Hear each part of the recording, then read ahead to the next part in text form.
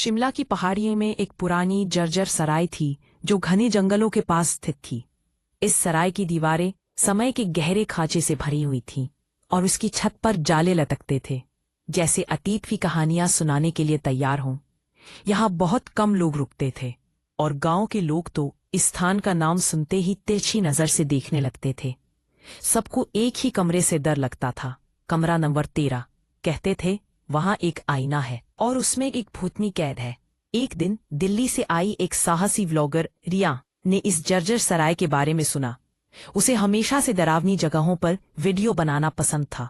जब उसने इस सराय के खौफनाक किस्से सुने तो उसकी आंखों में चमक आ गई। ये तो परफेक्ट कंटेंट है, उसने मन ही मन सोचा। सराय की बूढ़ी मालकिन, जिसका चेहरा झुर्रियों से भरा हुआ था, ने रिया को कमरा नंबर 12 की चाबी दी। उसकी आवाज में एक हल्का सा डर था।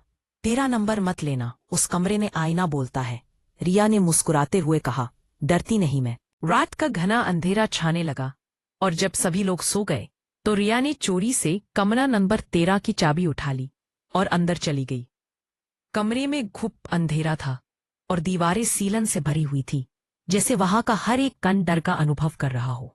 कमरे की सबसे भयावह चीज थी एक पुराना टूटा हुआ आईना, दीवार पर टंगा हुआ। रिया ने अपने कैमरे को सेट किया और रिकॉर्डिंग चालू कर दी। जैसे ही घड़ी ने 12 बजाए, आईने में कुछ अजीब दिखना शुरू हुआ। आईने में एक लड़की खड़ी थी, सफेद कपड़ों में, लंबे काले बाल उसके चेहरे पर गिरे हुए थे। रिया ने पीछे मुड़कर देखा, वहां कोई नहीं था, लेकिन आईने में वो लड़की अब रिया की हरकतों की नकल कर रही थी। रिया ने हिम्मत दिखाई और हल्की मुस्कान के साथ कहा, क्या तुम मेरे जैसा कर सकती हो? लड़की ने भी मुस्कराया, लेकिन एक भयानक पेढ़ी मुस्कान के साथ। अचानक एक जोर की आवाज आई, पच। आईना खुद ब खुद टूट गया और कमरे में अंधेरा छा गया। अगली सुबह सराय की मालकिन ने कमरा नंबर 13 का दरवाजा खुला पाया। अंदर कोई नहीं था, पर आईना फिर से सही सलामत दीवार पर टंगा था। बिस्तर पर रिया का कैमरा पड़ा था, रिकॉर्डिंग अभी भी चालू थी और वीडियो के आखिरी फ्रेम में रिया का चेहरा आईने के अंदर था।